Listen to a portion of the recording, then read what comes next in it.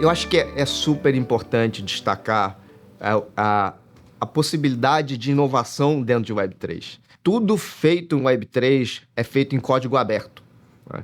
Então, ela é muito transparente. E o que isso importa para a inovação? Você consegue, por exemplo, digamos, hipoteticamente, que o Facebook existe no Web3 e eu tenho uma ideia a partir do Facebook. Eu posso ir no código do Facebook, a partir dali, criar um novo Facebook na minha versão, com todo o desenvolvimento que foi feito até aquele ponto. Então, a gente costuma chamar de fork, né? Que é assim, é uma abertura, ou na verdade é um novo caminho que você cria a partir do que já foi criado. E quando a gente fala de ambiente de inovação, isso traz muita velocidade para a inovação, né? Então, hoje, se eu quisesse, no mundo tradicional, copiar o Facebook e criar a minha versão, eu não tenho acesso a essa informação, né? Na Web3, isso é feito dessa forma. Então, assim, ele é muito escalável em termos de inovação. Por isso, o surgimento de tantas coisas novas em Web3, e cada hora isso tende a ser exponencial. Cada hora surgem mais coisas a partir das coisas que foram feitas até aquele momento.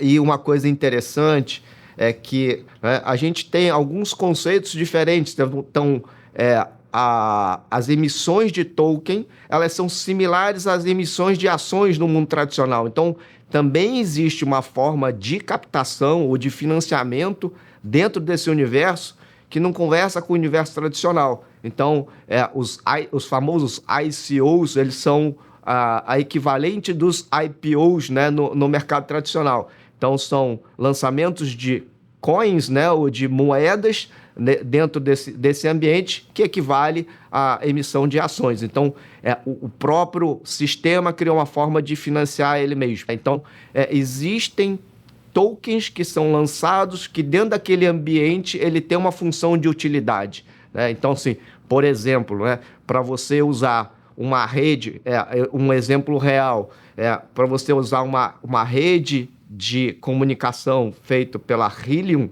né, que é uma empresa nativa de Web3, você precisa comprar as moedas para usá-las como crédito dentro daquele sistema. Então, você compra elas e consome elas através do usufruto daquela rede. Então, você está criando utilidade para aquele token, né? Então, ele é um token que tem valor, além do valor monetário, um valor de utilidade.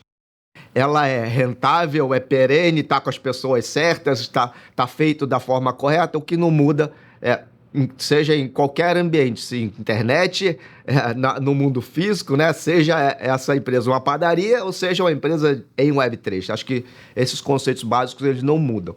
Porém, é muito importante você analisar nesse tipo de empresa os conceitos de tokenomics, por exemplo, que é um negócio muito específico desse tipo ou dessa natureza de empresa.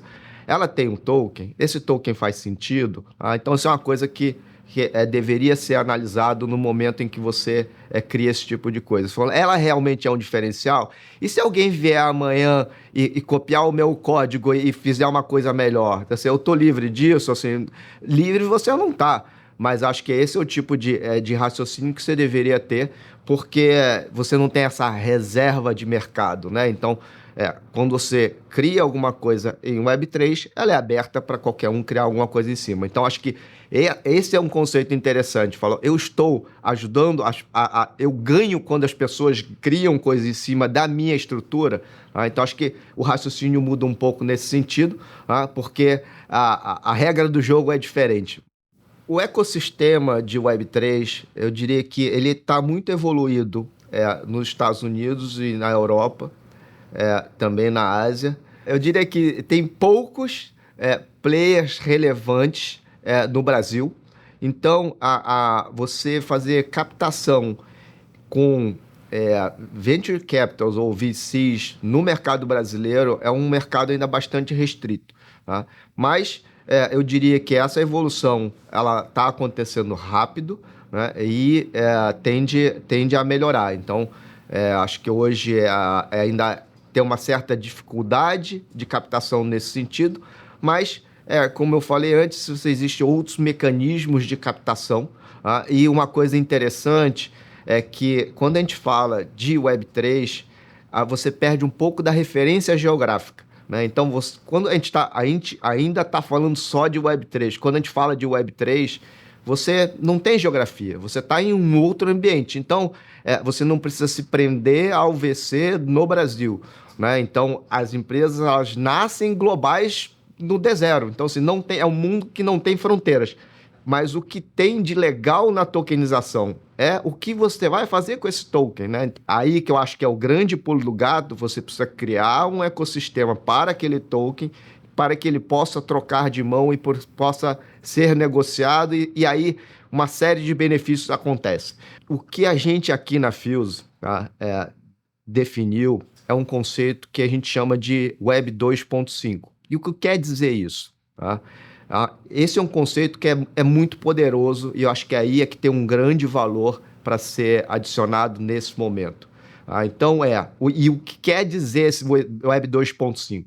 É você trazer tecnologia e conceitos disponíveis em Web 3 para o mundo real, ou o mundo tradicional, né? Então, você resolver problemas do mundo real no mercado regulado, ou seja, no mercado atual, ou seja, a gente não está falando de Web3, a gente está falando de mercado tradicional, e trazer essas capacidades tecnológicas para dentro dessas empresas ou para dentro dessas soluções, né? Então, como usar essa tecnologia que já foi testada, já hoje é robusta, muitas vezes, ou na maioria das vezes, é melhor do que as tecnologias tradicionais, e usar ela no presente. Mas com ativos financeiros, a regulamentação ela é muito mais pró-negócio do que nos outros mercados. Então, acho que existe uma oportunidade muito grande no mercado financeiro para esse tipo de evolução acontecer. Tem uma coisa que aconteceu recentemente no Brasil, que eu acho que é muito, muito interessante, que é o fenômeno da bancarização. Então, com a vinda dos neobancos, especialmente o Nubank, esse problema do brasileiro, ele diminuiu de uma forma muito relevante, né? E assim, tem duas coisas em paralelo. Não só os neobancos, como o Nubank, por exemplo, mas a adoção de uma tecnologia muito eficiente, que é o Pix, uma tecnologia de pagamentos, transferência de recursos entre as partes, que ele resolveu muitos problemas transacionais. Então, assim, o que custava uma coisa antes da existência do Pix, para fazer alguma transferência de dinheiro de um lugar para o outro, você precisava do sistema bancário, e o sistema bancário ele ou demorava ou ele era caro, ou você tinha que pagar por esse serviço. No momento que o Banco Central adota o Pix, você foi um incentivo enorme para as pessoas aderirem ao sistema financeiro para poder usar o Pix. Então, acho que essas duas coisas em conjunto resolveram uma parte relevante do problema de desbancarização no Brasil. Hoje, eu diria que esse já não é um grande problema. Mas, se você for reparar, o que o pessoal usa dos neobancos ou dos bancos, né? Eles usam o Pix, né? Então, eles não fazem nem investimentos, nem tomam crédito através do sistema financeiro tradicional. E por que eles não fazem isso? Porque não existe um produto adequado para essa massa que entrou no sistema bancário ou no sistema financeiro. Todo e qualquer produto emitido ou criado por um banco, seja ele um banco tradicional ou seja ele um neobanco, eles usam a mesma infraestrutura bancária que está aí há décadas, né? E custa muito, né? Então, ele tem um custo de manutenção, ou na verdade tem um custo de uso dessa infraestrutura, e aí voltamos àquela história, cheio de intermediários, cheio de prestadores no meio, onde essa infraestrutura pode ser substituída, então assim, por uma nova tecnologia. Então, aí volta aquela história do Web 2.5, que é atender a uma população, eventualmente, através dos canais tradicionais, porém usando uma infraestrutura nova. Essa infraestrutura nova, mais leve, mais flexível, ela possibilita a criação de novos produtos que tendem a atender a essa população. Hoje, o sistema financeiro tradicional precisa de uma nova estrutura para que esse tipo de produto ele chegue na mão da ponta. E aí, quando eu estou falando de massa, estamos falando de pessoas físicas e pessoas jurídicas pequenas, né? Então, estamos falando de PME, pequeno e médio empresário, ou de pessoas físicas que vão tender a ter operações de prazos curtos de volume baixo.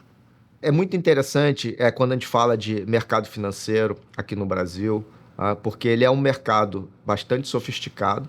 Ele é um mercado que é sofisticado por motivos que às vezes podem nem ser tão bons. Então, assim, a gente viveu inflação alta durante muito tempo, tem muita fraude nesse mercado, né? Teve mudanças de moeda, então uma série de coisas que tornaram esse mercado bastante sofisticado, né? Além disso, dessa sofisticação, você tem uma adoção ou uma vontade de adotar novas tecnologias. Então, por exemplo, o celular, hoje você tem, na média, mais de um celular por pessoa, né? Por habitante, né?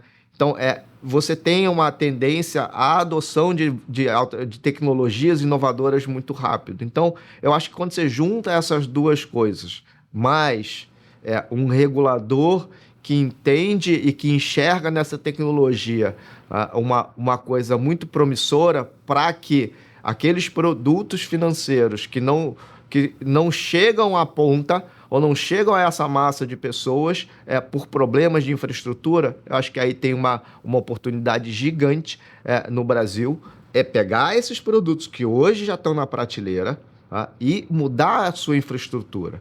Por consequência, você vai conseguir ou mudar algumas características ou tornar esses produtos mais flexíveis, né? Então, é uma coisa que é muito Web 2.5, né? Que usa os canais tradicionais de distribuição, usa os produtos que estão aí na prateleira e cria derivadas a partir desses produtos que vão ser mais baratos, mais flexíveis, e aí tornam-se produtos viáveis para se utilizar nessa infraestrutura atual, tá? Então, isso é muito diferente de você dar acesso da população a um wallet ou uma carteira cripto e comprar moedas ou comprar Bitcoin ou coisa ou similar.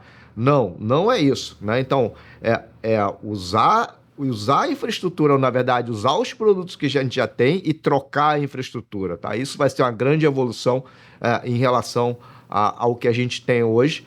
O Web 2.5 ele possibilita que os produtos Web 2 se tornem mais perenes ou estejam uma evolução a partir daí. Então, aí eu acho que o cenário que talvez, eu acho que um dia chega, que tudo vai virar Web 3, né? Eu acho que esse cenário ele meio que se posterga, né? Então, o Web 3 puro, né, ele acontece mais lá na frente sem esse cenário de troca de infraestrutura.